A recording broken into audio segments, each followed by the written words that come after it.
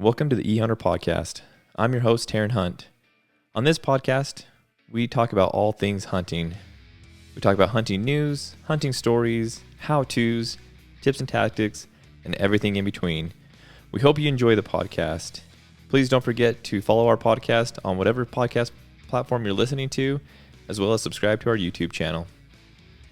All right, folks, we are back. I've got Chad on the line, so we're actually not together this time. We're a long ways apart this time. Last time we were recording podcasts, we were sitting across the table from each other, but he still hasn't decided to move to Utah yet. So he's in Colorado, I'm in Utah. But Chad, how you doing, man? Good. How are you? Good. Long time no see, huh? I know. Have you been able to sleep at night? Oh man, that first night that we got back, dude, I text you, but I fell asleep at whatever time we were texting. It was probably like 9 o'clock at night, maybe 10 o'clock at night. And I honestly did not wake up until 8 o'clock the next morning. I was so beat. What about you? You back to normal schedule now? Yeah, the schedule feels fine. Last couple nights have been, just tossing and turning a little bit, almost like I'm still sleeping on an airplane. Well, give a little shout out to Mountain Ops here. Have you been taking those gummies that we had on the airplane? Because those things were a miracle. Yeah, the little slumber gummies. Those are good.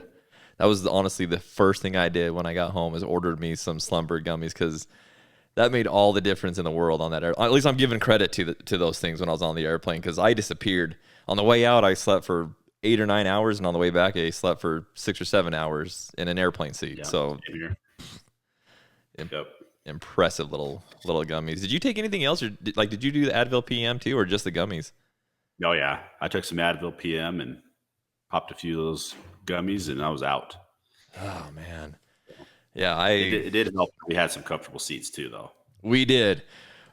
I feel bad for those guys back in the back of the plane, but souls in economy. Oh man, that'd have been rough because 13 hours or whatever it was total sitting in those seats, you would have been just absolutely miserable. But being able to recline back, go to sleep, having just the little stupid little things they gave us on the plane was awesome. But like the eye mask and earplugs and stuff like that just made it a little bit nicer. So. Well, let's recap. Even the blanket, I was surprised. I was like, I'm not usually I don't get cold on flights too much, but it was kind of nice to pull that blanket over. Well, there's something about it when you want to go to sleep, like to be able to have like a blanket covering you or even just a sheet. There's just, I don't know, it feels nice.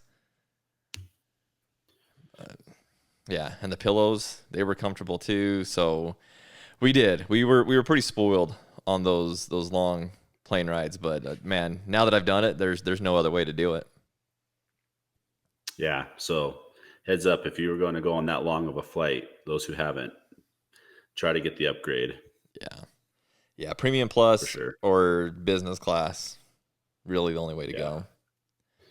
But let's recap this trip. So I've been talking about this on podcasts forever, and I honestly I have to keep looking at pictures on my phone, to make sure that it really did happen. That's the first thing I do when I wake up in the morning is look at my phone and just make sure that picture on my wallpaper really is my stag, because it's, oh my gosh, it's so unreal. But I've been talking about it on podcasts forever, and 2 years. Even longer than that, just talking about it being a dream, but a real thing for 2 years. And it's been here, it's come and gone. We've shared on social media a little bit of the trip. We'll have a YouTube video coming out of the trip, but wanted to take a little bit and just kind of give a recap for those that are interested in going to New Zealand. We'd like to share with you guys our trip and what we experienced, the good, the bad, the ugly. It's not all sunshine and rainbows. We had a great trip, but there were some things that maybe we would could have done a little bit different, or maybe things we could give you guys pointers on to do it if you guys end up going. So we kind of just wanted to recap this whole trip, and you guys hopefully can learn a little bit from it, and hopefully a lot more people go and fulfill your dreams of hunting red stag in New Zealand, because it's amazing. It's all it's cracked up to be. It's everything that I ever dreamed it would be. So, Chad, I'm going to have you kind of start us off, though. Back when I put it on our social media, but talking about we were back in Arizona at spring training watching baseball and kind of talking about this, and then you kind of took it from there and did a lot of the research as far as places to go and what to do. So Talk to me a little bit about that, like what you did as far as the research goes, people you called and stuff like that. Yeah. So, yeah, we kind of briefly discussed it. I think we were out with families in their spring break and talked about it a little bit. And then, yeah, one day I just sat down and kind of just did a Google search and sent out a few email inquiries to, I don't know, probably five or six at least outfitters. And, got some feedback back. You and I kind of looked at it, looked at some pricing options, looked at kind of the accommodations, what they were, offering, and ultimately settled on Alpine, which was an amazing decision. I mean, these guys are phenomenal. Yeah. Um, so Nikki was, really quick to respond to us, answer all of our questions. It just was a good fit from the beginning. Um, and yeah, we ended up giving them a deposit and got a date set. And it was interesting with New Zealand. They were just coming off. This was the when we 2 years ago when we reached out, which would have been essentially 3 hunting seasons ago. Yeah.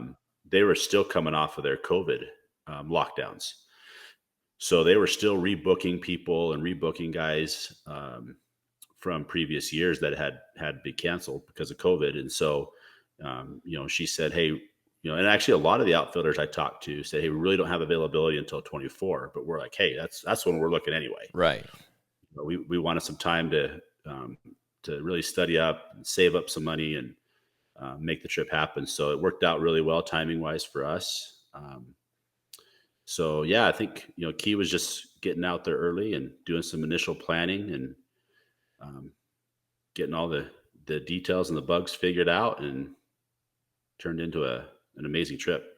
Well, we ended up calling some references too. I think you called 3 or 4 of them, and Yeah. I called a couple of them. And everything they said was like, "Oh, this place is amazing. You won't, you won't regret it at all. It exceeded expectations." And I mean, you can hear it from Nikki and Shane because it's their production, Yeah. their place, and so it's one thing to hear it from them, but then to talk to all the people that that we were able to talk to. And like the one guy, he loved it. I think the one guy only did Red Stag that went out there, but he's just like, man, the amenities that they have, and the being able to just go and kind of pick what you're wanting is, and then still feel like it's still a hunt. I mean, it's a huge property, and we'll get more into that, but he's like, it's the real deal. It's a real hunt. It's hard, but yet the amenities are very nice to have, and he's just like, man, they're top notch. And it sounds like you kind of had the same with the people you talked to. Yeah. Yeah. Nikki gave us, I don't know, shoot 4 or 5 guys Mm-hmm. to call. And I think you called a couple, I called a few, and yeah, nothing but raving reviews, which is kind of what you'd expect. I mean, they're not going to give you somebody that they feel might not have had a good experience, but still, I mean, we were able to ask some really detailed questions from those guys, and yeah, just felt like it was a good fit for us and what we wanted to do. Because part of the big push on this trip was to also being able to take our wives with us. Going halfway across the world. That was something that the girls were very interested in doing along with us. And so that was a big part of our research, is like, hey, if we're going out there, what else can we do and make this a memorable trip for them as well? And that's the thing, is like there was quite a few things that we were looking for, like that being one, taking our wives, but we had a budget, and you talked about that in our podcast when we were talking about traveling, is that set a budget, set something. I mean, you got to be realistic with yourself of what it's going to cost and what you've got to do and things like that. But we couldn't spend $50,000 on a hunt. Our wives would kill us if we did that. But we did have an idea of where we wanted to stay in that range. And yeah, there were some amenities that we really wanted and needed, especially taking our wives. And so it really just, and I don't think things happen by coincidence either. I think there's a plan to everything, and it all worked out for a reason, the way it was supposed to work out to go with Alpine. And boy, I mean, anybody can call me at any time, and I'll give them another raving recommendation, because a raving review, because it absolutely exceeded expectations again. We'll get more into that as we get to to New Zealand. So that's kind of how we started. It was just, and I'm going to give credit to Chad, because Chad does so much research, and he leaves no stone unturned. Found a great place for us. Like he said, gave him a deposit. I think you sent a check out. So I sent a check and it got lost. I ended up having to wire them the money, but they were so easy to work with those kind of things. So they made that part even easy. And so made a couple deposits over the coming years. And then that way, when we actually went out to New Zealand, we had a good chunk of the hunt already paid for, which that's another thing is a lot of people think, when you're going on these hunts, you got to come up with whatever the amount is in the beginning. And you really don't. It makes it nice when you can kind of pay it in installments. It doesn't hurt quite as bad when you do it I that think way. she did. I think she did 25% when we booked it, and then I think another 25% when we were about 6 months out. Yeah. And then we just took a check with us for the final payment when we were there at the lodge the last night we were there. So she made it really simple, and we knew exactly what we were paying for, and it was great. Yeah, and that was the nice thing is like we didn't have to worry about getting New Zealand dollars. We didn't have to get a cashier's check there in New Zealand or or whatever. We would have had to, some people may require to do that. I literally sat down with my checkbook at the end and wrote them a check from my U.S. bank, and it worked out well. It was just, they just make it so easy. So yeah, I think it was 25% at the beginning as a deposit, 25% when we were about 6 months out, and then the rest when we were there. So again, it didn't hurt quite as bad when we got there and had to pay the rest of that hunt. It didn't feel quite as hard, but so yeah, that was kind of those 2 years in between. They got all those hunters that Chad was talking about that they had to rebook because of COVID. And again, we were really looking for this year anyways. That way it was far enough out that we could really plan for it and get everything in place so that it wasn't it wasn't a rush to do it. We were very prepared for it. And honestly, I don't know about you, but those 2 years, I mean, they felt like an eternity, but they've come and gone, and we already went. I know. It's wild. I'm already having withdrawals. I know. Me too. I'm missing the lodge. It's so much anticipation leading up to it, and then you're there and you're gone. It's so fast. Yeah.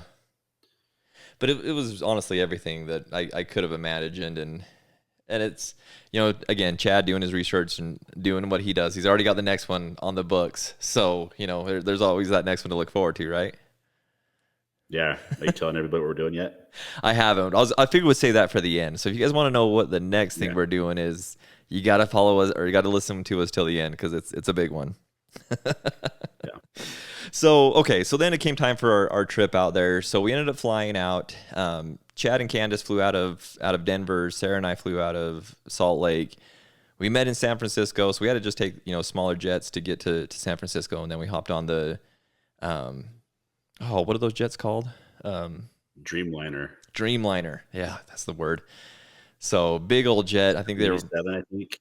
What was it? I think it's a 787. I think. Oh, that's right. Yeah. Or 777. So I don't know. I don't know how they number those things, but yeah, it was a big jet. It was huge. I remember flying in because the airplane that we flew in was at the gate right next to international flights. So when we pulled into the gate, the jet right next to us was the one was the size of the one we were taking. I'm like, holy cow, we look like just a speck compared to that thing. So it was a big jet.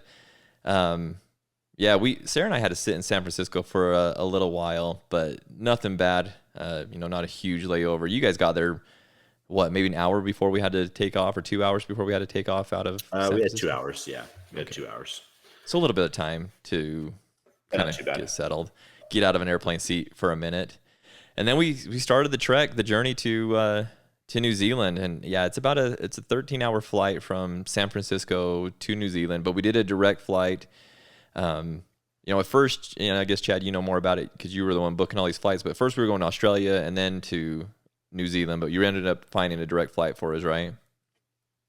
Yeah. So you and I had just saved up airline miles. And so what we kind of did is booked it with miles. And then, when we first booked it, the flights were okay. They weren't great, but they were within our budget. And then I just kind of kept watching them. And we were on United Airlines, and every once in a while they would just adjust the point requirements for different types of tickets. And I was able to eventually get us direct tickets on Premium Plus into Auckland, and then a direct flight out of Auckland back to San Francisco. So, which was really nice because that would have been a really long haul. I think the original flight we're going into Brisbane. Yeah. And then back over. So it would have just been that much longer. Yeah, that would have just, I mean, 13 hours was a long flight, although it didn't feel like, again, kind of like we talked about in the beginning, we slept for a long time, a big part of it. So, and, you know, those seats were super comfortable. We had big screen TVs or bigger screen TVs, and we watched movies on them. We chatted. They fed us 2 meals as we flew across, you know, like they really took care of us on that flight and made it as comfortable as we possibly could. And so, but having that direct flight was huge because, yeah, we didn't have to switch planes yet again. Didn't have to worry about baggage switching or making sure our baggage was going with us versus with a different plane or anything like that. It made it super easy. And so yeah, we flew directly into New Zealand, into Auckland. We did have to catch another plane in Auckland, but because we had to go through, you know, customs and whatnot, we had to recheck our bags onto New Zealand Air, catch a little prop-driven airplane. I guess not little; it was still a pretty good-sized plane, but it was twin prop-driven, and had to fly down to North Palmerston or Palmerston North, which is basically it's like right in the center of the North Island of New Zealand, and it was a little bit closer to the Alpine, the lodge that we were going to, and it's where our guides actually ended up picking us up. So, yeah, long day of flights, long day of travel, or actually long 2 days of travel, but we finally made it. I can't remember. What time did we end up landing in Palmerston? About 3 o'clock, I think. 'Cause I think our flight out of Auckland was like at 1:30. Yeah, that's So yeah, it right. was about 3 o'clock in the afternoon because So, which would have been, it was about 2.5 hour drive up to the lodge from there. We got there right about dark, so that's about right. yeah, man, we had a crazy drive.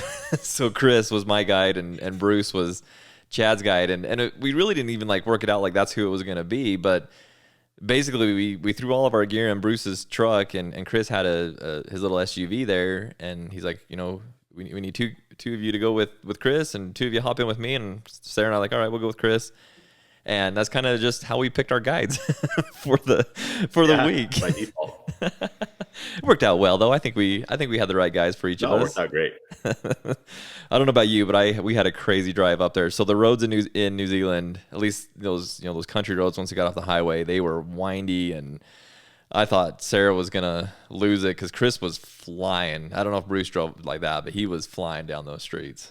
Yeah, yeah. There's no interstate in New Zealand. No, It's all windy country roads, and yeah. I laughed because Chris is like, here's the main highway of New Zealand, and it's like seriously like this 2-lane road. It's like, Mhm. okay, this is it right here. This is as big as we get right here. Yeah. I think the But total population of the entire country is 5 million. So you put that in perspective. I mean, what's that's not Colorado? even What's half of Colorado? Denver. I don't know what Denver is. I mean, Denver's got to be bigger than that, right? Oh yeah, for sure. And so you have all that, and basically in two islands. So there's not a lot of people that live there. So they all just cruise around the hillsides. I'm actually looking it up right now. So right in 2022, Colorado had a population of 5.84 million. So about the same size. Oh, okay. So yeah, Yeah. Colorado and New Zealand. So one state in the United States is the same population as an entire country, 2-island country over there. So yeah, not a lot of people. There's a lot of sheep. We saw a ton of sheep, and you guys will see it in the videos. Oh, yeah. They were everywhere, on the sides of the highways. And then we had to go down the highways for about 2 hours, and then about 30 minutes on a dirt road. And on that dirt road, we were chasing sheep everywhere. They were running all around the road. But I think they said on the flight out there that there's 5 sheep to every 1 person in New Zealand. So 5 times the amount of sheep than there are people in New Zealand. And it showed, at least where we were driving, there were sheep Oh, I wouldn't everywhere. doubt it. Yeah, for sure. It was cool though. It was kind of cool to see. Sarah loved it. You know, she's a sheep person, and she was just having a good old time watching those sheep run around and whatnot. But finally made it to the lodge there. We got there just about dark, so we didn't get to see any kind of animals, like as far as stags and whatnot go, that night that we got there. But man, and Chad, I'd love to hear your thoughts when we first walked into the lodge. But it exceeded my expectations from the moment we walked in, and people are grabbing our bags and bringing us food and drinks, and like I was very impressed. I don't know how you felt about it. Oh yeah, it was like walking into a resort. It literally felt like that. I mean, you walked up, and they have a number of girls that work there. kind of just the staff lodge, and then of course all the guides. And oh yeah, they had this board out there on the front that had all of the guests' names on it, and it said welcome, and it had us and our wives on there, and they said, hey, here's your guys' room, and they kind of showed us around a little bit. And yeah, we kind of just hung out and explored the lodge a little bit. I mean, it's not a massive lodge by any means, but No. it's, just like an extended house, I guess the best way to describe it. They've Yeah. got kind of a wing with a bunch of rooms for the guests. They kind of have the main dining hall, kitchen area, kind of a hangout spot, kind of where all the guides kind of gather, with kind of the lockers and kind of where all the weapons kind of get stored. And then I didn't see the rest of the lodge, but I'm assuming they have lodging there for all the staff and everybody. But Yeah, when you think about it, I mean, there were probably, I don't know, what, 25 to 30 people staying there? oh yeah, I mean we had, yeah, easy, because that dining room table, Oh, yeah. there was probably at least 30 people there at dinner every night. Yeah. And the food they They cooked, had, whew, yeah, yeah, go ahead. yeah. So they had like I think 5 full-time girls that were on staff that were either doing cooking or just taking care of guests, and then probably they had 5 hunters. He said, Mhm. so that would mean 5 guides. Plus, a number of people had spouses there, and then Shane and his wife Nikki. So yeah, there was quite a few people that was in there, and then every night, I mean, made dinner, and everybody was gathered around. And that first night we got there, they did a toast, and kind of recap some of the people that had been hunting that day's hunt recap. And yeah, it was great environment, very friendly people. I mean, like you said, we were welcomed from the moment we got there, and it was pretty cool. Yeah, it was like we were family when we walked in the door. I mean, they were absolutely amazing. And yeah, you like you said, it was like a resort too. I mean, they Yeah, they came in and made our bed every day. They washed all of our clothes as we wanted them to. The girls didn't want them to wash their clothes, but they felt yeah, they had a little horrible. basket like, oh, we'll watch this or that. And Yeah. they, I mean, even when we were sitting there just chit chatting before dinner, they're bringing out appetizers and hors d'oeuvres, and hey, can I pour you a drink? Hmm. This or that. Just, I mean, super, super friendly. Oh yeah, and if you're a drinker, oh man, they had every drink that you can imagine, from beer to vodka to whiskey to everything that you could imagine. And for us, non-drinkers or whatever you want to call us, they had sodas and juices, and I mean, it really was. It was like just a 5-star resort. Everything that you could ever want to make you comfortable. It was amazing. And I loved it on the walls. And you guys will see this in the videos, but on the walls they had all the animals from around the ranch that that you're able to hunt. A couple different stags up on the wall that to get us all excited about. And then it was fun just talking to the hunters there when we got there. So when we got there, there was a couple and their kids from Houston, Texas. I think they were the Plank family. They were cool. They flew in on a helicopter, so they were a little bit more bougie than we were. But they flew in and out on a helicopter because they were headed to go golfing somewhere on the island after they were done with their stag hunts. But the daughter and the son, they got really nice stags while we were there. There was couples from Wyoming that had been down on the South Island. They ended up coming up to the North Island. I think on our second day there, they got their tar and their chamois down on the Mhm. South Island, and then they were coming back up to do some stag, and I think they were doing Sika too as well, but I honestly can't Yep. remember. And then yeah, you and I. Oh, and then Josh was there as well. He was hunting Josh, with Jack, and he was doing. I can't remember what they call it, the five animal. 5 species. Yeah, 5 species Yeah. package or whatever. So he was hunting stag, sika, fallow, sheep, and goat, which man, Mhm. they were just knocking them out every day. Some days they were knocking 2 animals out at a time. They were just Josh and Jack had a good time together, I think. Oh, they did. They were a good pair. And yeah, he got there the same night we did, but he got there a little earlier in the day, so he had a chance to kind of go out. And yeah, he was super excited. He goes, "Oh man," he goes, "I literally saw almost everything that I could shoot tonight." He goes, "But he goes, my guide wouldn't let me shoot anything. You gotta be patient. You do. Oh man, and we'll talk about you and I with that as well. But yeah, especially him because I think he was the only one hunting with a rifle in the group. The rest of us were hunting with bows. But I mean, with a rifle, yeah, he could have been just knocking them down. But they were patient and they found the ones that he was looking for specifically. Like with the sheep and goat, like color wise, he found exactly what he was looking for. And I think Stag, he ended up going a little bit bigger than he had originally planned, but that was on purpose. He found one that he really, really liked. And so, and that's what what we found is once we found the ones that we really liked, it was game over. I mean, we kind of fell in love with them. Again, we'll talk more about that as we get into the hunting, but yeah, once you find that one, you fall in love, and that's what he did with his. And so, yeah, he got a really nice stag, and he was a cool dude. He was from like Iowa or Missouri or Ohio or something like that, but he had been in Tokyo. He's in the Air Force, and so he's been in Tokyo or stationed in Tokyo for another little bit. So a little bit of a world travel, but really cool guy. Everybody there was awesome. All the guides were awesome. My guide Chris, your guy Bruce. I mean, everybody was so nice, so helpful. They did everything. I mean, it was just I can't say enough about Alpine. They were just the best of the best. And so if you guys are looking at doing a hunt, I highly encourage you to go there. I mean, I hope that we've talked enough about it that you guys are like, okay, yeah, this is the place to go. This is the place to look at. And I've had other people reach out to me since we've been back asking about it because it's really top notch. We could go on for hours talking about just the amenities of the lodge. Shane and Nikki and the guides and everything like that. They were absolutely amazing. But you guys want to probably hear more about the hunting. So we're going to get into that and talk about the hunting. So Chad, I'm going to let you kind of take it away and talk about that first day and really what they had us do in that first day. Yeah, so I think it's important for everybody to kind of know this. This is a 5,000 acre ranch, so it's big. I mean, we drove side by sides that first morning. We left just after the light so we could kind of see. We really didn't have an intention of really hunting too hard that first morning. We kind of just wanted to get a feel for the ranch, could drive around. And I think it's important too for people to know that this was a high fence ranch. And so when you do that type of a hunt, you buy different packages.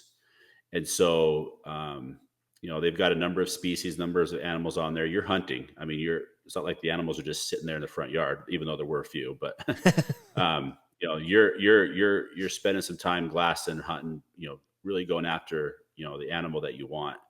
But at the same time, as you're scouting, you're seeing tons of animals, and you really got to learn to scout out, really, what kind of animals fall within the package you have too, because there's a lot of options out there. And so that's what the guides are really good about that. So that was kind of our first main morning for sure. Even a little bit in the afternoon was, checking out, kind of seeing what options were out there, what we liked. When you're hunting red stag, there's so much character to them. Yeah. And so I don't know if I'm sure Chris did the same thing with you, but Bruce said, "Hey, what kind of stag are you looking for?" Mm-hmm. And so, we kind of talked about that quite a bit. And as we were glassing up, he's like, "Hey, come over and look at this one." And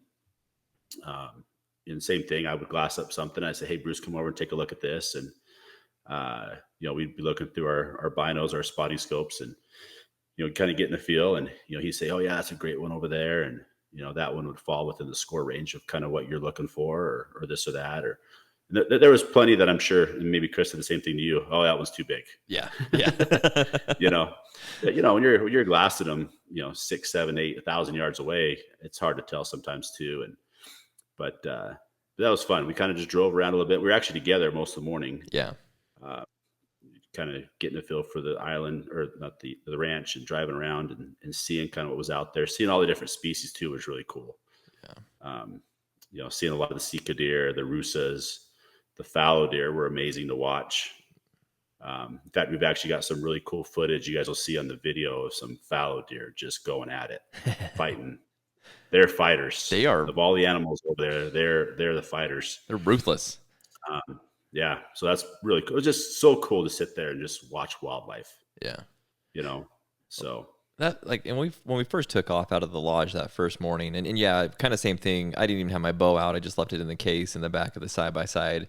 And, just as we were driving, we're driving down this road, and I mean, there's animals just everywhere, different kinds, you know, and I felt like I was in a Jurassic Park ride or something, you know, like this is not like hunting elk in Utah. This is very this is very different. You know, there's just such cool and different wildlife. And honestly, on that drive, we actually, I mean, there were some stags, but they were kind of a bit of ways off. But yeah, we had fallows and sikas and just all sorts of stuff just right there running around. And I thought I was in a dream. It was absolutely amazing. So yeah, that's kind of exact same thing. You know, like you said, we spent the morning together, drove up to the cabin, clear up at the top of their property, which was really cool. It's just like this little cowboy cabin. I don't know what else to call it. Just this rustic little, you know, one room cabin.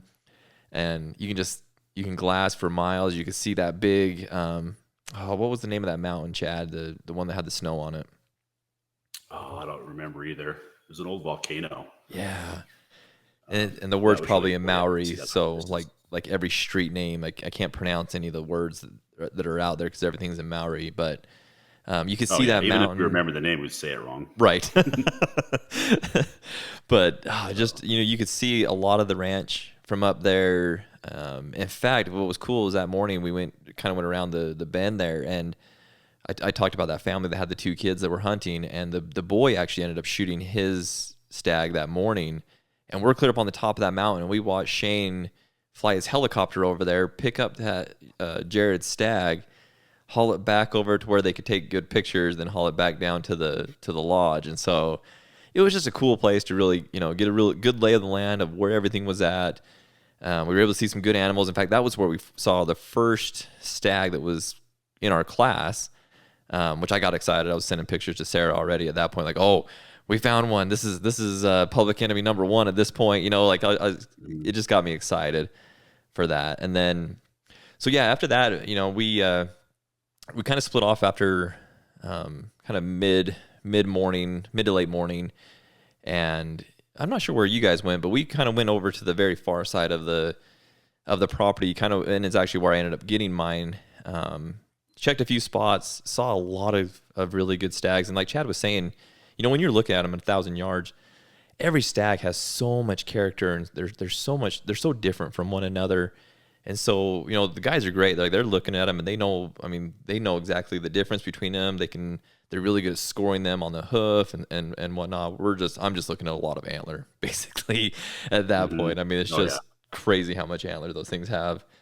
But it was actually that morning, well, right before lunchtime, right before we came in for lunch, Chris and I had just stopped the side-by-side. We're glassing right there just outside the side-by-side at there was 5 stags kind of down on the ridge there.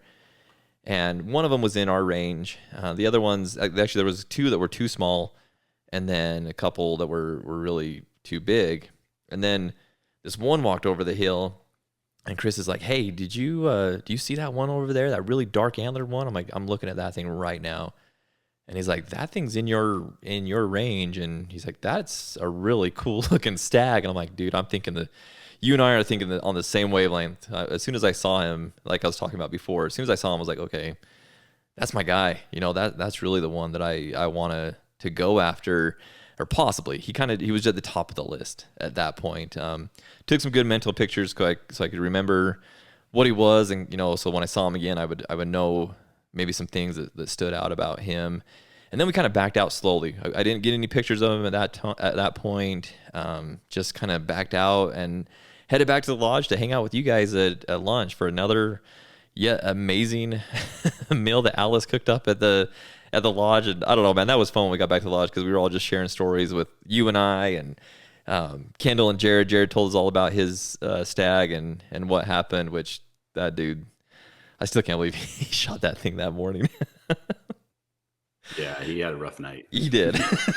But yeah, we won't go into too much detail on that. We'll save Jared that story. But it was fun. It was fun going back there and sharing it with everybody. And I think that's kind of also what got the our wives pretty excited, because they didn't go with us in the morning.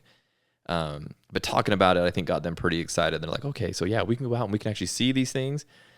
And we're like, yeah, like this, yeah, we can go out and you guys can see these things up close. You know, we can look through the binos and get some good pictures and videos of them and things like that. And so that's when the wives started, coming along, tagging along with us. And we ended up, so when we left for lunch, I couldn't get that stag out of my head. Like he was just, he was it. And Chris asked me when we left out of the lodge after lunch, he's like, do you want to go look for more stags, or do you want to go see that one, see if we can find that one again? What do you want to do? And honestly, at that point, my mind was made up. I'm like, no, man, I want to go after that guy. So we ended up going and locating him again. He wasn't too far from where we had seen him right before lunch. In fact, he'd gone over right in front of a blind that they had on the property. So it's weird. The stags, red stags, like to rub their antlers on pine boughs. So there's not a lot of pine trees on the property. In fact, most of the pine trees are outside of the property. But they'll cut off a big limb and they'll bring it in and onto the property, and they just love to rub their antlers and rake the pine needles off of the pine boughs. And so that's what he was doing. He was over there just raking that thing like crazy. And again, as soon as I saw him, I'm like, yeah, we got to do this. And so, and I'll let you tell your story of the afternoon that day as well. But we ended up, Sarah, Chris, and I, we ended up having Tom take us into the blind there.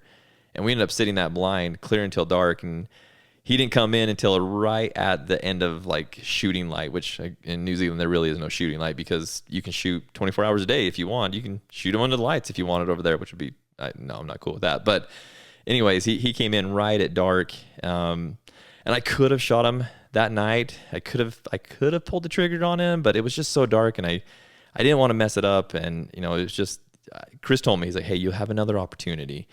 And so I did not pull the trigger that night. I didn't even draw back. We just took some pictures, some low light pictures and videos, and you guys will see that on the video, the YouTube video when it comes out. But didn't end up pulling the trigger that night because I trusted my guide in that would get another chance at him. And so we ended up just packing up, backing out, and going back to the lodge that night. So Chad, what did you end up doing that afternoon? I'm not even sure what you guys ended up doing.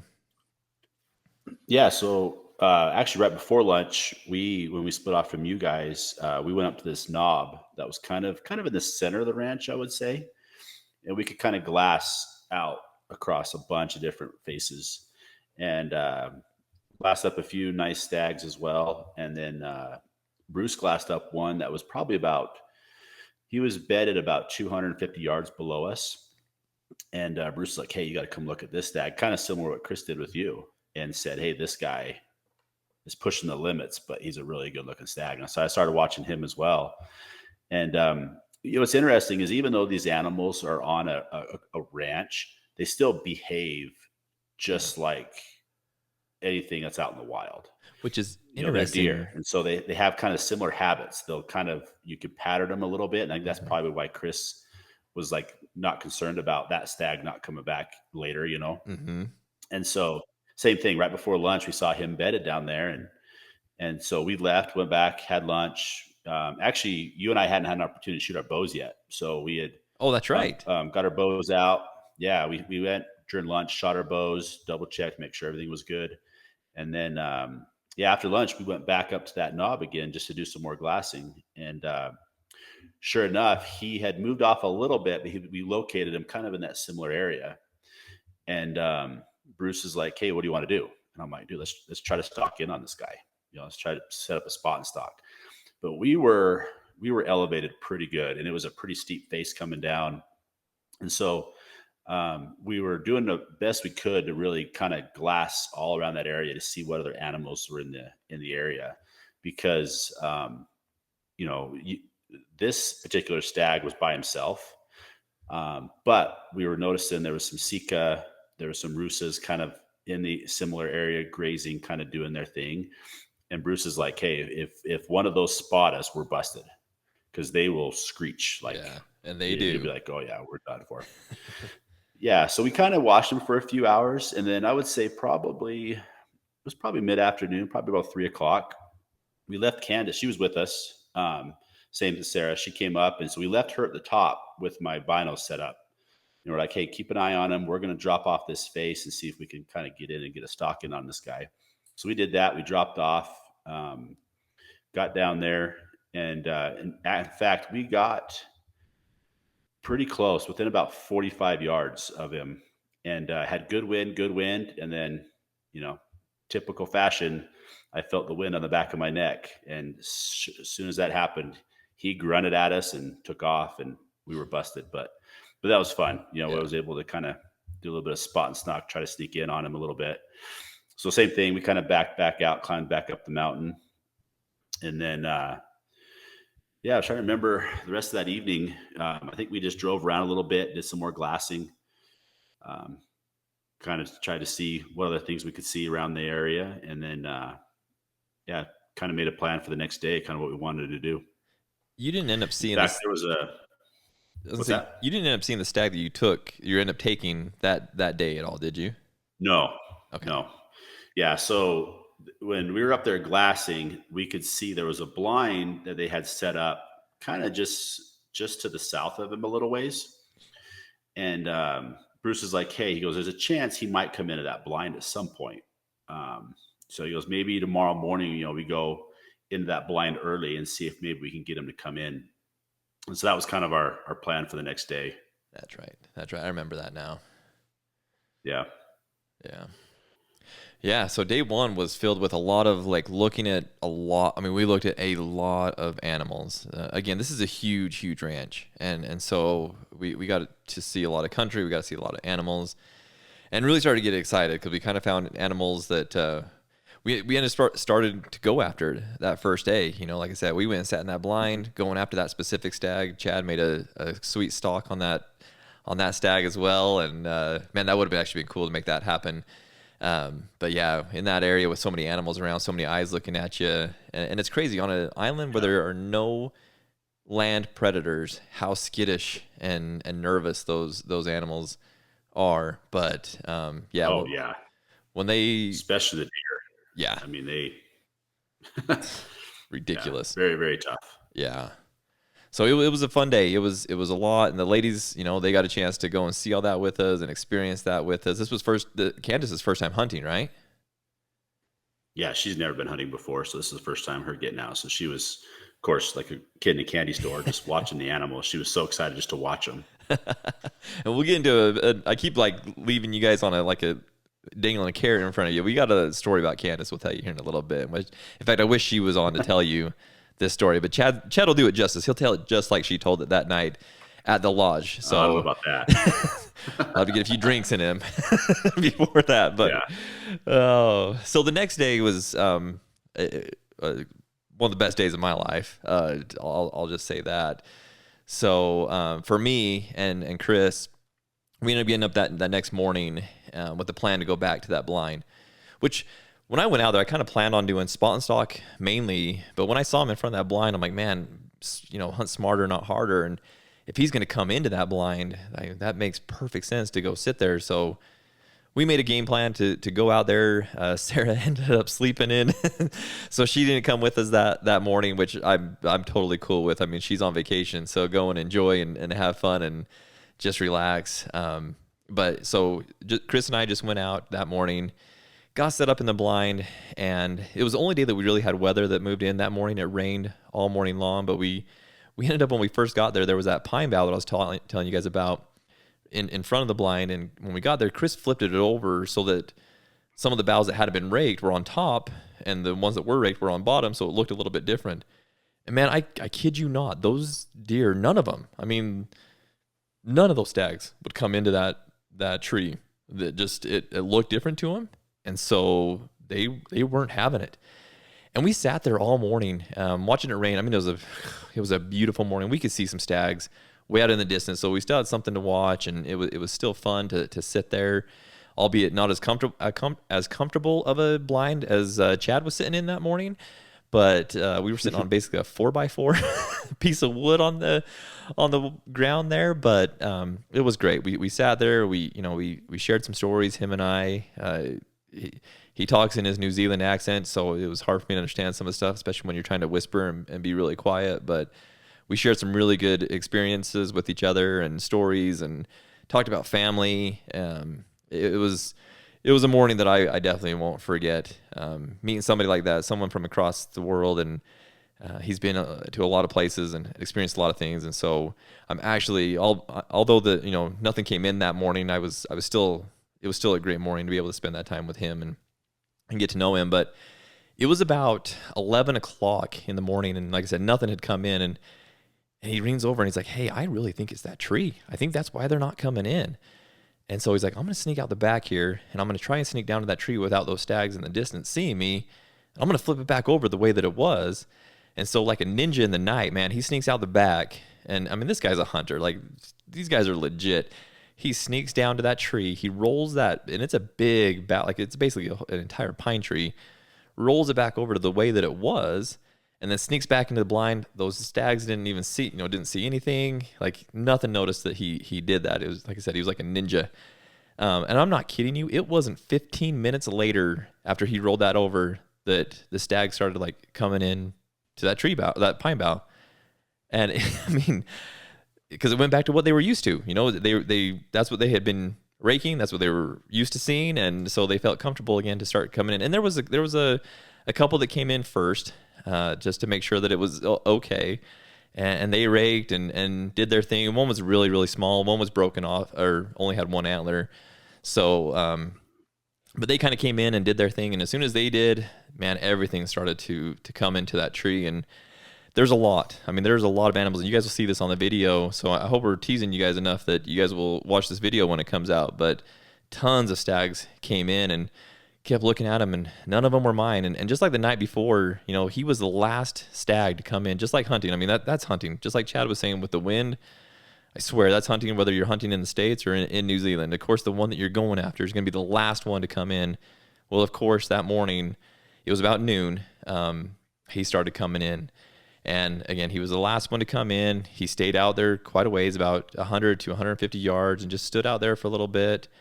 But to make a long story short, he finally came in and came to about, do I tell the full story of this, Chad, or do I tell the Instagram story of of this? Hey, you got to tell the whole story. That's hunting. So he came in and which doesn't normally happen, but he came in and gave me like the perfect shot at like 20 yards. And, I got a little, got the buck fever, not buck fever, but I was getting excited, which I think if you ever don't get excited before you shoot an animal, you need to quit hunting. But I got excited. But I started going through my prep with my bow as far as, is my peep right? Is my sight tape right? Am I all the way up? Is everything ready to go? Am I clipped on? So I ended up 20 yards. I drew back, and I heard Chris say something right before I was about to release, but again, he's speaking in his New Zealand accent. I couldn't understand what he was saying, but I was in killing mode at that point. And so, put it right into his right behind his shoulder, and just started squeezing my button with my thumb, and boom, the bow goes off, and it did go boom. It made all the loudest noise in the world. I thought that we shot a gun inside the blind, and I was honestly I didn't know what happened there for a few seconds. And Chris is like, "Hey, I told you, you gotta go up just a little bit, or you're gonna hit the opening of the blind."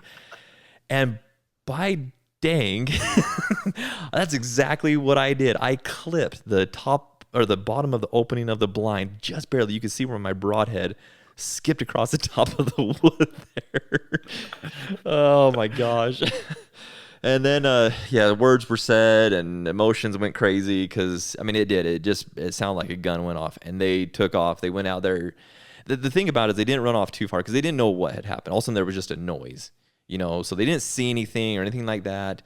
It was just a noise. So they ran out there a little ways, and I thought I was done. I was like, there, I missed my shot. I missed my chance at my stag. I'm not going to get another chance.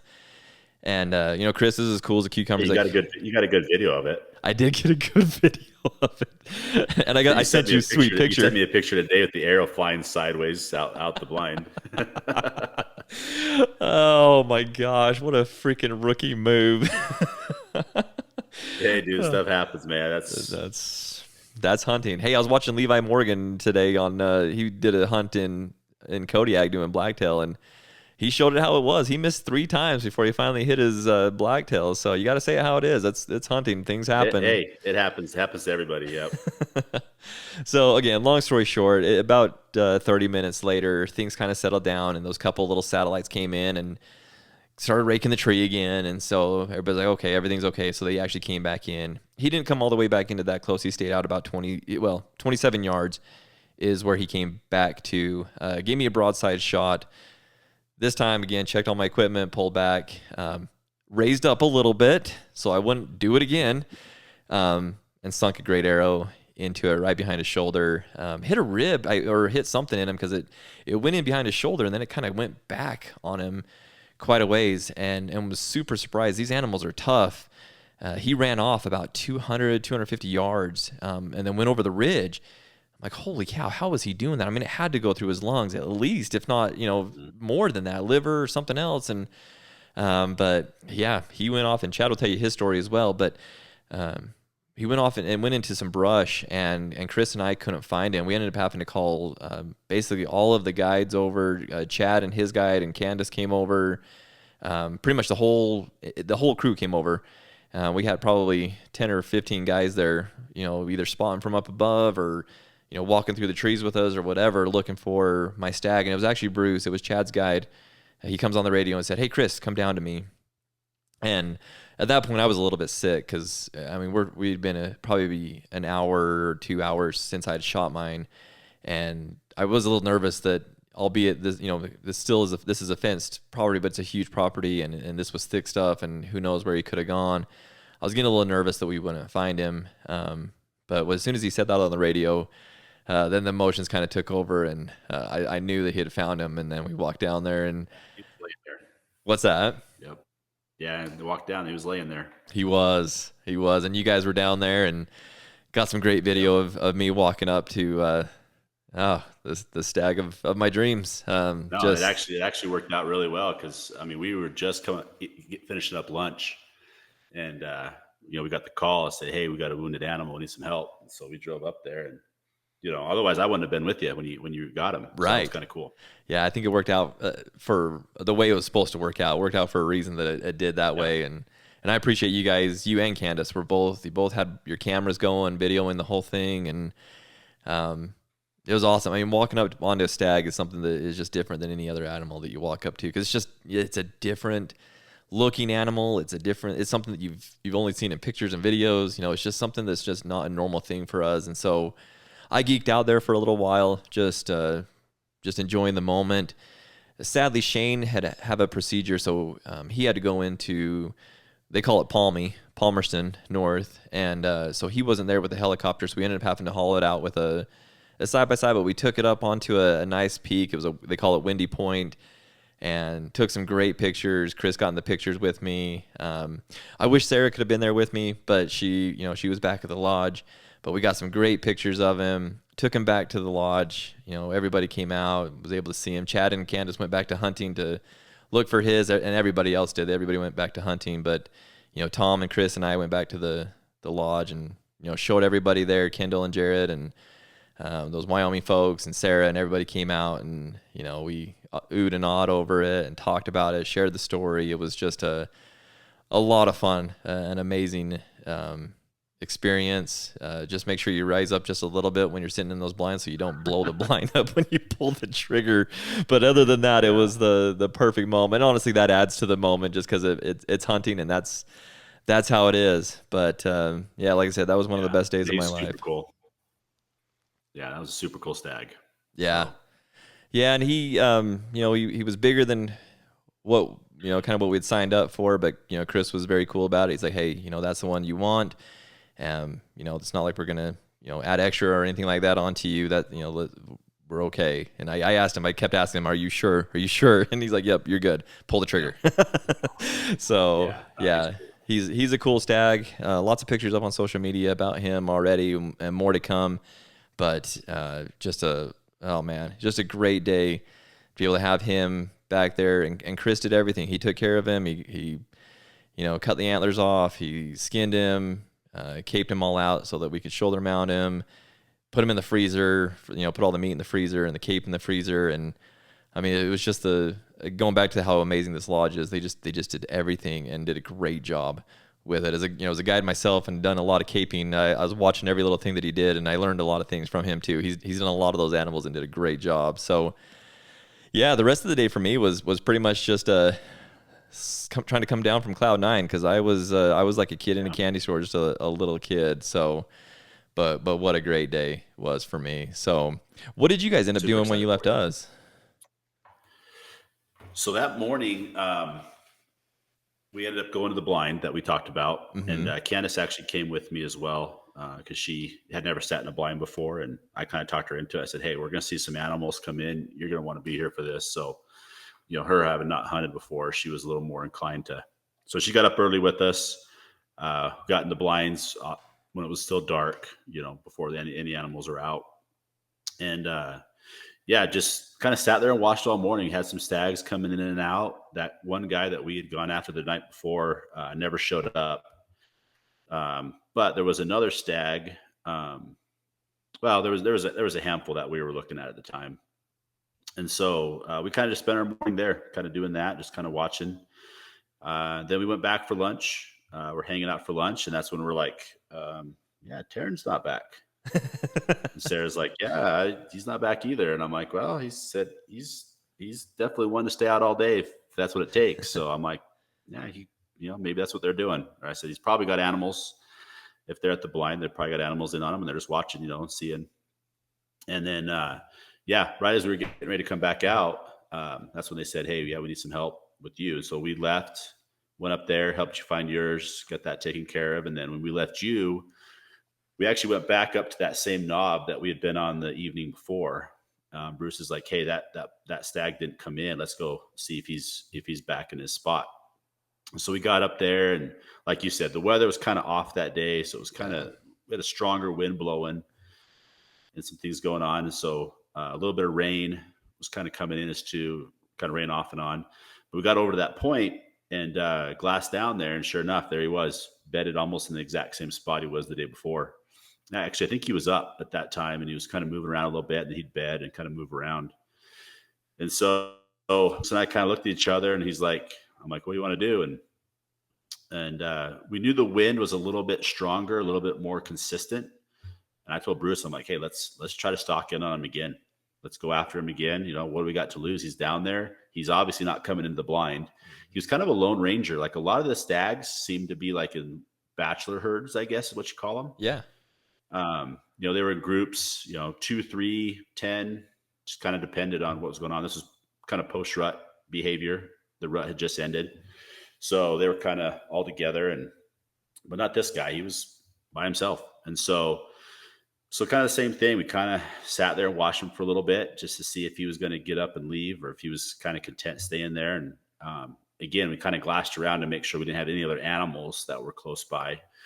So this time, instead of dropping off the face, we kind of backed out and then we kind of drove around the point a little bit and parked down below. So we kind of came in from another direction where we had a pretty good wind in our face. And Candace came with us this time. So it was all three of us. And so we were kind of working our way into him. And kid you not, man, we probably got 100 yards down the trail and got busted by a rusa. That thing screamed probably 15 yards from us, scared us all to death because we didn't see him. And so Bruce and I look at each other and we're like, did he just bust us or not? But we were still pretty far away. So we're like, well, let's just keep going. Maybe that stag's alerted, but maybe he's not like, spooked just yet. Mm-hmm. And so we kind of kept stalking in there. We kind of had a good pathway in. We kind of kept going slow, glassing, typical spot and stock. Got probably couldn't see him, but probably within about 100 yards of him and got busted by a Sika. And he squealed and took off. And we're like, well, if he didn't get busted by the first guy, this guy definitely spooked him out. And so sure enough, we kind of crept up there a little ways, didn't see any sign of him at all. So we're like, well, so we backed out, went back up to the top to see if we can kind of see where he'd went off and didn't really see any sign of him. So Bruce is like, well, when we could glass the blind, we could see the blind from where we were and we'd sat that morning before. And so we're like, well, it's evening. Let's just go maybe sit that blind for a few hours. Now that we've pushed him out of his bed, maybe he'll come in there. Mm-hmm. So we went back to the blind. And Candace was a trooper, man. She stuck around the whole day. She came back in the blind again. So we sat there for a few hours, kind of crept in slow, kind of got in there because there were a few animals kind of milling around the area. That's where we got some really good footage of some fallow deer just going at each other. Yeah. chasing each other all around, clashing. And we sat there watching, and there was one stag that I kind of noticed was kind of up the hill a little ways from us. At this point, he's probably 200 yards away, maybe. And he was same like yours, kind of real dark horned. And Bruce had seen him as well. And he goes, "Hey," we need to get a better look at that guy. I'm like, "Yeah, he looks really good." And so we kind of sat there and waited, and he was kind of slow coming down. But eventually he kind of dropped down and kind of got in, closer to us. And I could see he was a really good looking stag, like, kind of what I was looking for. What was really cool about him is, he had all of his points are intact. Nothing was broken off. Kind of the same thing, kind of heavy. So we kind of watched him for a few hours. And in fact, he came all the way up into the blind, at 17 to 20 yards, and kind of hung out for about an hour or so, just kind of right in front of us. And we were just kind of watching him.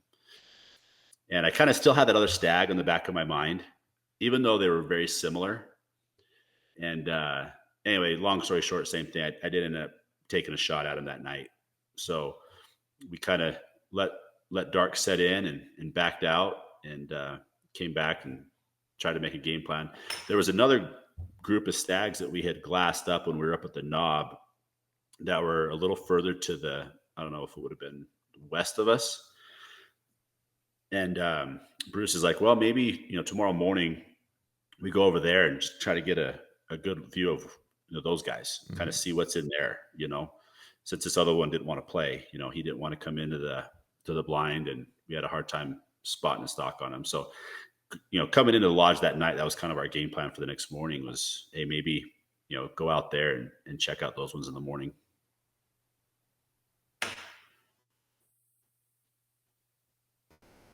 Uh-oh, I lose you? No, you're there. Oh, okay. That was weird. It dropped Okay. real quick. Yeah, that was weird. You're like quiet too. Oh. But anyway, yeah, so we came back to the lodge that night, and obviously celebrated your stag, and had some good dinner, and made a game plan for the next morning. So I loved it. And you mentioned in the beginning, but every night when they would get together to have dinner, and all of us would be around the table. One thing I love that they did, and Shane did it the first night we were there. Obviously, it's his place, and so he did it. And then Jack did it the rest of the nights. But we'd always say a blessing over the food, and then they would toast, and talk about the celebrations of the day. And I was looking so forward to that moment that night when we sat around the table and he was toasting and just said, Taran got a great stag with his bow, and just talked about it in his New Zealand accent, which I kind of miss.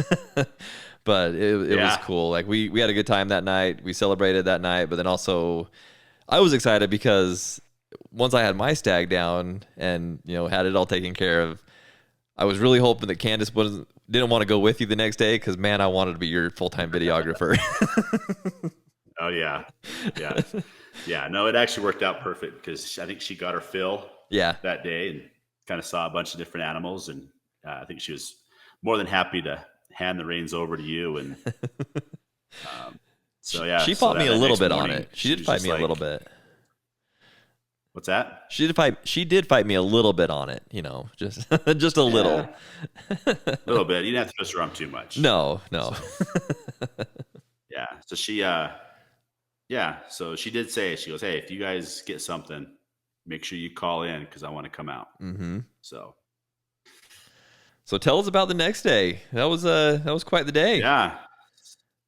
Yeah. So the next day was exciting for me. So yeah, so we got up that next morning, and we're kind of sitting there in that kind of that guide room I'd mentioned before, and and Bruce kind of looked at me because he knew I was eyeing that one stag hard, the one that we'd seen the night before. Yeah, he was a little bit bigger. And, he was kind of similar to yours. He was pushing the limits, and he's like, "Well, what do you want to do?" And I'm like, "Bruce," I said, "honestly," I think I want to go back to that same blind that we were at last night and see if this guy comes back.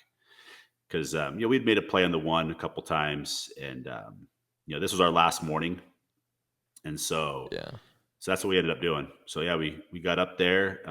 Actually, Chris took us up and left with the side by side as we got in the blind. So any animals that were around obviously saw Chris lead, which helps. And yeah, got in there and kind of got set up, and sure enough, man, it's like clockwork. Right around, you know, right at first daylight, these animals kind of start filtering out of the woodworks. Mm-hmm. They don't have. It's similar to our scrub oak that we have around here, but it's called something else, and I don't remember what it is. Those It's are very those similar. Manuka honey bushes, remember? Yeah, yeah, the manuka. That's right. Yeah. Yeah, so very similar, and so they kind of that stuff is so super thick, Mm-hmm. and you're not going in there, and plus you're not really glassing up any animals in there. Pretty hard to find them. So, but that's where they'll kind of come out of working their way out of that, and kind of came down into the blind area, and they were kind of just feeding and grazing down below us, and sure enough, that same stag from the night before showed up probably within the first 30 minutes, I would say. Yeah. Yeah. Pretty quickly he came Yeah, in, and he came into that's what right where he was at the night before. same exact spot. Yep. And I'm like, man, this guy just wants me to shoot him. He's like in the same spot. And And this first time you'd put eyes on him. yeah, and I don't mean to steal your thunder here, but as soon as Chad saw him, like he's like, Taran, that's him, that's the guy. Like, you just got so excited about him, and you had told Candace like, oh, I'm gonna wait on him. We'll see what else comes in. We didn't wait very long. No, I just, he'd been there eating for a while, and I was just kind of going back and forth, and part of it is, once you decide to shoot, your hunt's over. Yeah. Yep. So there's always that, and then you're like, okay, is this the guy? This is the climax of 2.5 years of waiting and planning and everything. Is this the guy? Yep. And so, and he fit the bill. I mean, he had everything I wanted. He was dark. He was heavy. Some of these stags kind of can get really, I don't know what the best word, kind of crazy, kind of non-typical. Yeah. A lot of trash, things like that. And I kind of wanted one that really was a good representation of what a big mature red stag would be. Yeah. Because some of them, honestly, some of them even look like elk. Right. Almost too natural. And you don't want that either. So yeah. You had two ends of it. You had some look like elk, and some look like just this big knotted ball of craziness. Yeah, and those ones were always like really, but they were always like really light colored, and you could tell they were also a little bit younger. Like the ones that we shot were both very old. I think they said that ours were like in that 8 to 10 year range. So they were old stags. So they had that dark antler, that heavy antler. So yeah, well, the ones that we shot were kind of in that happy medium area. Yeah, and so he kind of fit that bill. Kind of had the real kind of typical brow tines and seconds and thirds, and then once they kind of get up there to the fifths and sixths, they kind of have like almost like a crown. Yeah, as they had the points, and he was fully intact, had some big heavy points, and I looked over at Taran and I said, all right, I'm taking the shot. So Taran's like, hold on. He sets up the GoPro and gets his camera out, and I get set up, and obviously the first thing that went through my mind was don't hit the blind. Thanks, Taran. It's the first thing that Candace asked too when she got up there, that little punk. Yeah. Yep. So he was actually right at 17 yards. So I mean, a chip shot. Yeah. For what I've been practicing, and I drew back and put a perfect shot. Same thing, right behind that shoulder. Mine was a clean pass through. Yeah. My arrow went clean through, stuck in the dirt, and stuck in the dirt right in front of us. You could see the knock, and he kind of lunged forward, and you and Bruce were like, "Oh, perfect shot! You got him!" And he kind of just stood there, and same thing. I'm like thinking, okay, yeah, you can just lay down anytime. He didn't run off. He kind of just stood there, and so I knocked another arrow, thinking, okay, well, I'm gonna give him a minute. If he doesn't go down, I'm going to put another arrow in him, because at this point he was probably 25 yards away. Right? He didn't go very far. And you guys are like, no, it was a good shot. He should be good. And and he wasn't. He was bleeding, but not a lot. Right. And I kept thinking in my head, I'm like, man, I would think I'd see more blood coming out. I mean, that had to have been lung, if not even some heart. And so I knocked another arrow. And at this point, he was standing there, and he had another stag right behind him. So I didn't really have a clean shot at him. And so kind of same thing. We kind of purposely made a little bit of noise, trying to. You could tell he was sick. Like Oh yeah, he was making noise. He was gonna die. He's but, like, yeah, he was kind of grunting. Yeah, like he was not good. But we couldn't get these other stags to move out of the way. And so Bruce actually ended up leaving the blind and went outside. And at that point, he actually kind of spooked him a little bit too much, and they kind of trotted off. And of course, I expected him just to stay there. Right. But he followed him. So he kind of followed him away from us, going directly away. I came out of the blind, came around the corner. You ranged him again. I think he was at 60 yards 60. At this point. Yep. So I set my dial, and I'm like, all right, I'm ready. And as soon as if he'll step broadside, I'll shoot him at 60. And he never did. He just stayed pointing right away from me and actually went uphill. Yeah. Yeah, he climbed from us pretty well. Like, and we're like, what the heck? Yeah. And so it wasn't too thick of timber up where he was headed. And so we were just kind of watching him. And I kept thinking in the back of my mind, he's going to lay down any minute. He has to. Yeah. And went over there, and I picked up my arrow, and I saw on the ground, I'm like, well, there's lung blood right here on the ground. Yeah. I know he's lunged, But it was really weird. I picked up my arrow, and my arrow didn't have any blood on it. Which is so crazy to me. So weird. The weirdest thing. Yeah. Even looking at the shot through the video, I mean, I placed it perfectly. Yeah. Yeah, even the slow-mo you sent me today is like, it's perfect. Yeah, but there was no blood. In fact, there was even a little bit of like yellowish fluid on like bile. And I brought it over to you, and I'm like, dude, look at this. And you're like, that looks like a gut shot. And I'm like, I know, but I didn't gut shot it. Yeah, it was nowhere near the guts. It was the strangest thing. And so while we were glassing him, I said, hey, pull the video back up again. I just want to look at it again. And sure enough, we're like, yeah, he was a gut shot. Mm-hmm. So anyway, long story short, he went up the hill a little ways further and end up dying eventually. Yeah. But man, he still made it for a lot of drama. Yeah, I was gonna say he still made it like mine. He still made it 250 yards going uphill uphill. Well, when we got him skinned out, like you hit both lungs, right? Yeah, and I nicked the heart. Oh, that's right.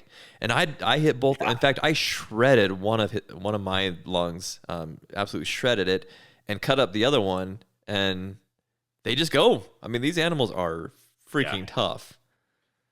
Yeah, so I don't know if my arrow caught some liver on the way out. Maybe there was some liver kind of down. I don't know. That doesn't make any sense. But needless to say, we got him, which is what happened. It's archery, man. There's kind of some crazy things. In fact, that morning, the day previous, when we got the call about yours being wounded, the guys, I think Bruce was saying, hey, Chris said Taran made a good shot. Yeah. And what was the dad's name that was there with the two kids? Mike. Yeah. Mike's like, yeah, he goes, I've been with guys and they've placed a perfect shot and never recover an animal. And I said the same thing. I'm like, yeah, and I've seen guys make a horrible shot and it dies. Yeah. Yeah. Well, that's good. And it's just like, so sometimes it just happens that way. And, and so. Well, and Bruce had said that too. Remember he talked out good, but we recovered. Bruce had shared us that story about that guy that shot one, and he shot it way back. Or was it Bruce or Chris? Now I can't remember. One of them shared the story with us that somebody shot one that was way back, like clear back in the guts, or maybe even behind the guts, but it hit the like the femoral artery or something like that, and it bled out in like 15 seconds and was dead. And then here you and I are. We place these perfect shots. I mean, like you said, they were chip shots. These are pretty easy shots that we ultimately had. I mean, we had to sit in blinds for a long time and still had to put the work in, but. Chip shots, place these perfect shots, and these things walk off 200 plus yards and live for a long time. Yeah. Yeah. I mean, hindsight, I should have stuck a second arrow in and went quicker. Yeah. Probably. Yeah. I think we probably waited a little bit too long, but it's one of those things you're like, I know it was a good shot. It's not like there was any question about it, but yeah, it was. Never fails. There was a little drama that came along with it. But. We had to do some tracking and, the hunting skills definitely came in, but yeah, I did the same thing. I thought, man, should I put another arrow in him? And then Chris, he kept telling me, perfect shot. I'm like, man, if that's I did the same thing while he was standing there. I watched the video of me shooting him, and sure enough, it goes in right behind. Like, perfect. I'm like, yeah, he can't go far. Like I'm just gonna let him. I'm just gonna leave him alone. Like that's what we do here in Utah, or wherever the States. Yeah. you shoot a mule deer or an elk and you get a perfect shot. Like, okay, yep, leave them alone. They'll die, and all we find. And ultimately, I guess that's what they did. But man, when you double lung them like that, like you said, you also nick the heart. Like they normally don't go that far, and normally definitely don't go uphill. But these were some tough old animals. So Oh, super tough. Yeah. And your biggest fear is, they're going to die. yeah, And there, I mean, I don't know. I don't remember about yours, but mine, there was hardly any blood trail. Like I said, he wasn't even really bleeding hard. right. That's No, what surprised me. I expected quite a bit of blood to come out that exit side, and there really wasn't much. I mean, you could see it dripping, and like you said, there was blood on the ground where I shot him. That was clearly lung blood uh-huh. because it was all foamed up. But had we had to blood trail him, I don't know that we could have. Well, that's the There thing. really Like, wasn't much blood. yeah, mine, I didn't have much blood on the ground either. Well, mine's, like I said, it went in and then it had to have hit a rib or something. And that's what Chris thought too, and kind of deflected and went out a little bit back. And so the arrow actually caught the fletchings on the way out, so it didn't get all the way out on the other side. But what's odd though is like when I walked up to him, I grabbed the arrow because it was still sitting there, and I mean it was just covered in bubbly blood. Like you're like, okay, yeah, that is lung blood through and through, and yet this thing made it this far, not being able to breathe. Unreal, Yeah. unreal. Yeah. So yeah, you got yours, and Candace came out, and we took a lot of pictures and videos, and beautiful morning too. Man, you could not have shot an animal on Oh a yeah, it was a beautiful day. better Yeah, day than you absolutely. did. I shot mine Yeah, in it was a the gorgeous cold and day. wind, but Yeah. but yeah, gorgeous day. Yeah. Got it back, got it taken care of. Again, same thing. Everybody came out, looked at it. We all just kind of shared stories around the campfire right there. Not really a campfire, but around the Yep. animal, just talking about it. Other animals came in too. And I've got a video of us all standing there as they're taking care of your stag. And, we're just, people's got drinks in their hands and we're just having a good time, just sharing the stories of the hunt. And it was great. And then we had nothing else to do the rest of the day. So we got creative the rest of the day. And I know you just kind of told your story, but I'm going to let you tell this story again because, I mean, you got to do your wife justice. So what did we do, Chad? I'll try. I guarantee you, no matter what I say, she's gonna listen to this and not approve. But I'll do my best. Yeah, because girls tell better stories. They definitely But do. if she was here, this thing would go another hour Or guaranteed. two. Or two. Yeah. Because But I'll she do my told best. But everybody yeah, along the line, in the airport, in the restaurants, in the events that we went and everybody. did. So Yeah, it's pretty exciting. So yeah, so they so we mentioned earlier, there are no natural predators in New Zealand, and so really the only predator on these animals is humans. And so that being said, deer, they grow, the populations grow pretty quickly. So anytime these guides have time off, they actually go out with their rifles and they'll cull some of the herd. And I was surprised. I think Bruce told me they have to take about 150 yeah. deer Yep. every year off the ranch. Otherwise, the population would get out of control, and this wouldn't be good habitat for all the animals. So, which is they'll cull the sika and they'll bring them in. They use it for meat. Nothing goes to waste. But so anyway, so they're like, hey, do you guys want to go out and do some deer hunting? And we're like, yeah. And my wife's like, I've never even shot a rifle before. So my wife is she's not obviously any type of anti-hunter. She just doesn't care to ever do that, Right. So they're like, oh, no worries. We'll take you down to the range and you can shoot our guns. And so, yeah, we took her and Sarah and went down to the range, and the girls fired off a few shots, and we're like, hey, let's go out. Let's go hunting. And so, yeah, we kind of spent the afternoon, we'd go up to different points and just kind of glass.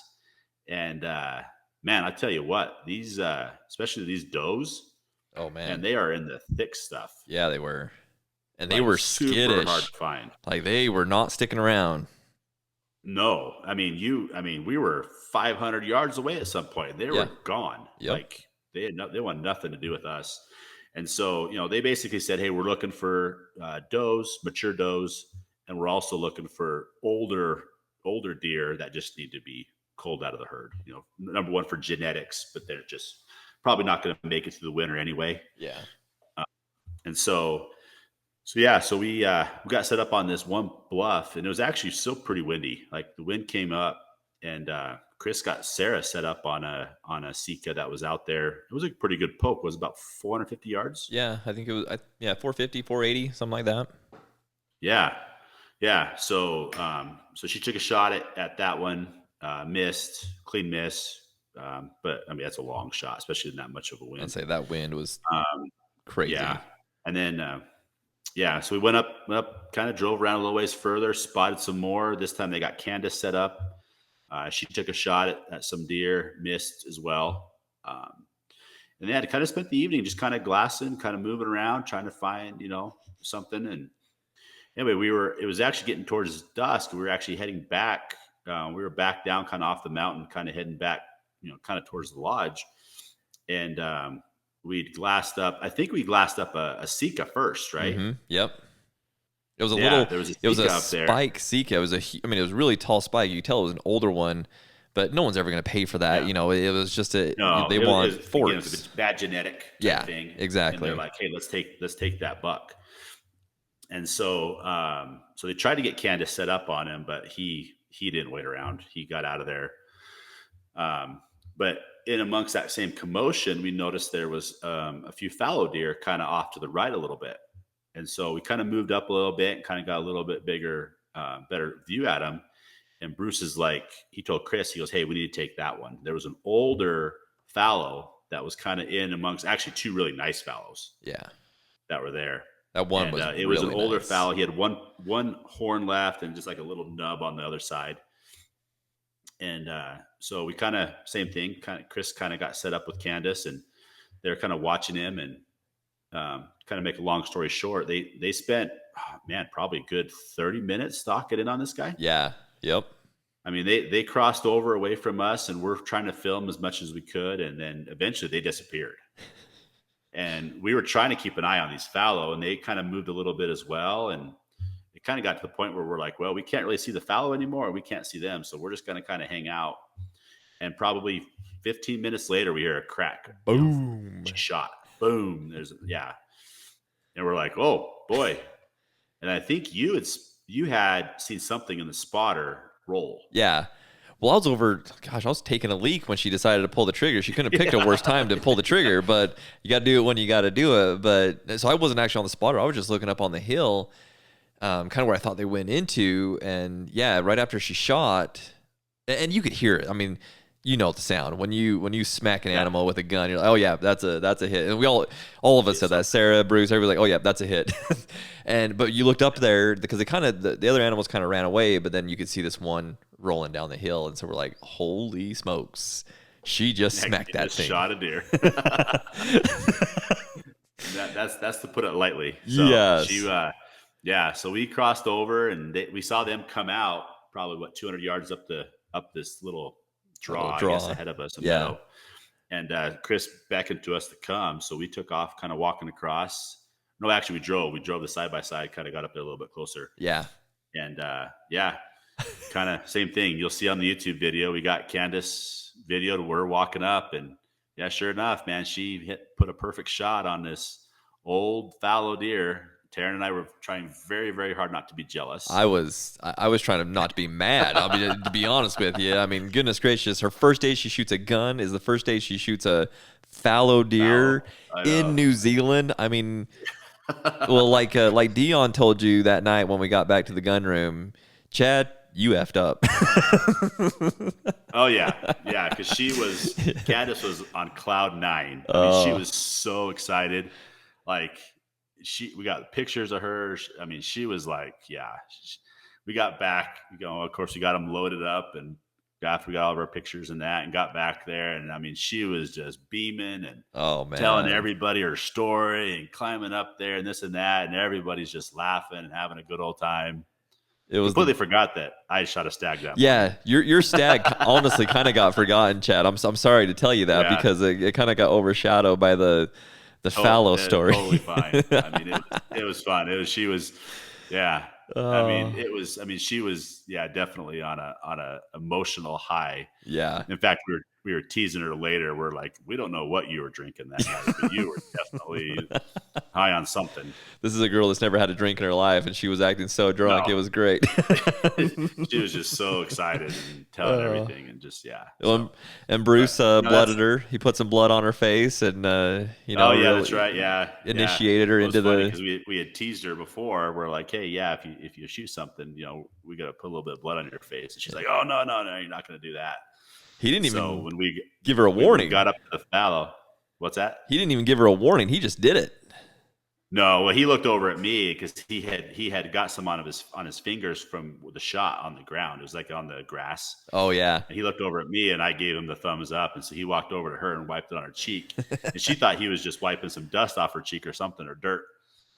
And but she didn't care. She didn't care. She thought that was cool too. Yeah, she was so excited. Like and that's what's fun. Like in all the pictures and videos with the fallow, you can see the blood on her cheek, and she got initiated into the hunter's world. We didn't make her take a bite of the heart, but she did get blooded. No, but so the boys they cut off her antler for her, and she put it in her checked baggage and brought it home. Oh, what did you guys do with it when you got it home? I was going to ask that.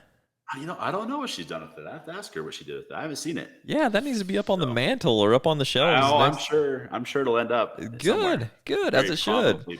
Displayed, and then put the stag up there on the fireplace as well. And hey, we'll just be set. Exactly. That's not going to happen. But so that was super cool. I mean, those guys, like you said, I mean, that just kind of tells you the class of people we were hunting with. I mean, those guys were so good to her.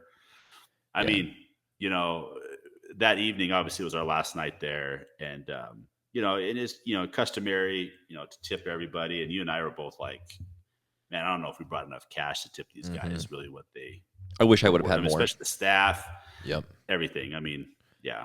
Yeah, we tipped them well, but still, like you said, I wish I would have had more, because just the way that, I mean, just to do that, like we didn't pay for that hunt, like that was just something extra that we just added on just for fun. And just so cool of them to do that. And they took care of it. He took her over there, helped her get set up. They got Sarah and Candace set up several times shooting these animals, hauled it off the mountain, took care of it, cut off the antler for her. I mean, just did everything, and did it with a smile on their face. They were so happy. They were just as happy as she was to do it. I mean, the caliber of people that we were with for those 4 or 5 days was just unreal. They were absolutely amazing. And that was our last night there. And man, you couldn't ask for a better way to end our time in that lodge. And again, at the dinner, Jack, we said a blessing on the prayer or on the food, and Candace got toasted for her kill. You got toasted for your kill. Just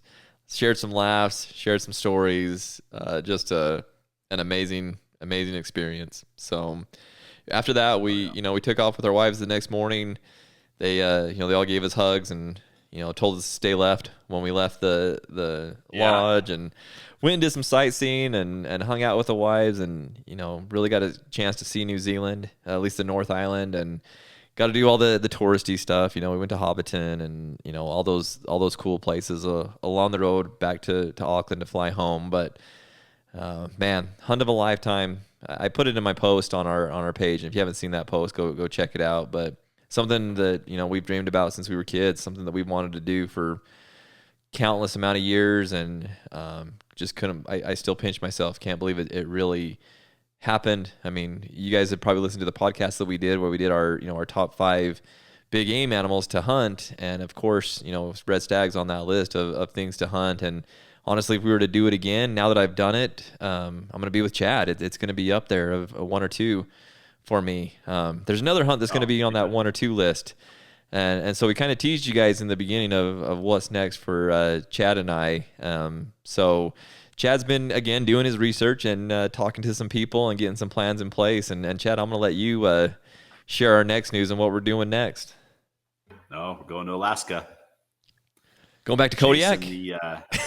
What's that? No, not to Kodiak. No, we're going in the mainland, and going to go chase some beasts, see if we can get us some Yukon moose. Oh, it's crazy. Alaska moose. So Yeah. It's honestly same story here. It's just honestly unreal to even Yeah. believe that we're gonna be doing this. But when you told me, so Chad called me, or I can't remember if you called me or no, yeah, you did call me, and I was traveling for work, and Yeah, I texted you. Yeah. yeah, and he tells me he's like, hey, this is real. Save these dates. Like we're doing this. Like we got this connection and whatnot, and these are the dates that we're going. We're gonna go next year, so it'll be next September that we're gonna go to Alaska.